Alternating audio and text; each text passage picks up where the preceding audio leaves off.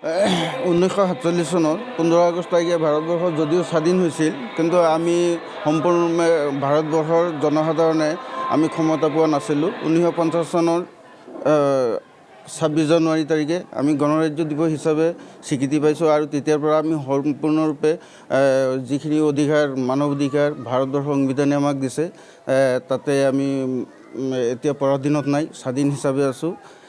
ইয়াতে আমাৰ সেই 1950 চনৰ 26 জানুৱাৰী দিনৰ উপলক্ষে আজিও প্ৰতি বছৰেই আমি এই 26 জানুৱাৰী দিনটো পালন কৰি আহিছোঁ গণৰাজ্য দিৱস হিচাপে। তাতে এই বছৰো আমি আজিৰ দিনটোত এই অঞ্চলৰ ৰাইজ, মুৰব্বীয়ান তথা যুৱক বন্ধুসকল, শিক্ষিতসকল, আমাৰ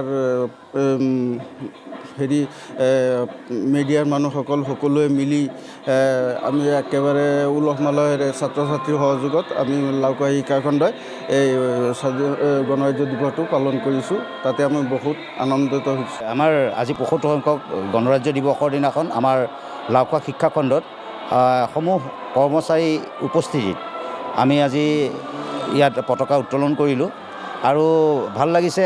আমাৰ ওচৰ পাজৰ যিখিনি আমাৰ বিদ্যালয় আছে, সেই বিদ্যালয়ৰ ছাত্ৰ ছাত্ৰীসকলে নিজৰ নিজৰ বিদ্যালয়ত পতাকা উত্তোলন কৰি আমাৰ কাৰ্যালয়লৈ আহিছে আৰু কাৰ্যালয়ত তেওঁলোকে উলহ মালহেৰে আমাৰ পতাকা উত্তোলনত তেওঁলোকে আমাৰ লগত লগ হৈছে।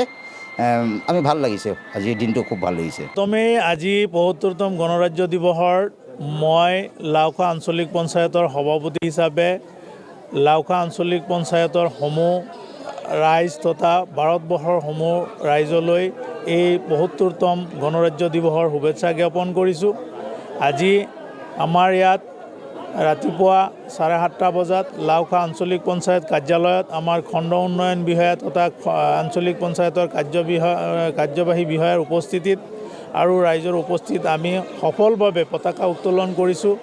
আৰু আপোনালোক জানে যে 1947 চনত ভাৰতখন স্বাধীনতা হোৱাৰ পিছত এই ভাৰতবৰ্ষখন সুচাৰুৰূপে পৰিচালনা কৰিবৰ কাৰণে এখন সংবিধানৰ দৰকাৰ আছিলে। আজিৰ দিনটোত 1950 চনৰ 26 জানুৱাৰী তাৰিখে এই ভাৰতৰ সংবিধানখন গৃহীত হৈছিলে। এই সময়ছোৱাত যিসকলে এই ভাৰতখন স্বাধীন কৰাৰ ক্ষেত্ৰত আত্মবলিদান দিছে, মই সেই শ্ৰদ্ধাৰ ব্যক্তিসকলৰ আত্মাৰ সদ্গতি কামনা কৰিছোঁ আৰু তেওঁলোকৰ আত্মাৰ চিৰশান্তি কামনা কৰিছোঁ। 1947 চনৰ 15 আগষ্ট তাৰিখে ভাৰতবৰ্ষ যদিও স্বাধীন হৈছিল, কিন্তু আমি সম্পূৰ্ণৰূপে ভাৰতবৰ্ষৰ জনসাধাৰণে আমি ক্ষমতা পোৱা নাছিলোঁ। 1950 চনৰ 26 জানুৱাৰী তাৰিখে আমি গণৰাজ্য দিৱস হিচাপে স্বীকৃতি পাইছোঁ আৰু তেতিয়াৰ পৰা আমি সম্পূৰ্ণৰূপে যিখিনি অধিকাৰ, মানৱ অধিকাৰ ভাৰতবৰ্ষৰ সংবিধানে আমাক দিছে, তাতে আমি এতিয়া পৰাধীনত নাই, স্বাধীন হিচাপে আছোঁ।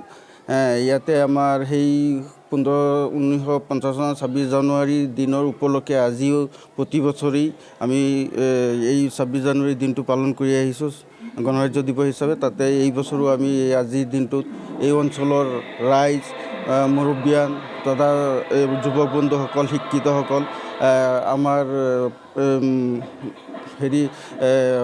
মিডিয়াৰ মানুহসকল সকলোৱে মিলি আমি একেবাৰে উলহ মালহেৰে ছাত্ৰ ছাত্ৰীৰ সহযোগত আমি লাউখোৱা শিক্ষাখণ্ডই এই গণৰাজ্য দিৱসটো পালন কৰিছোঁ। তাতে আমি বহুত আনন্দিত হৈছোঁ।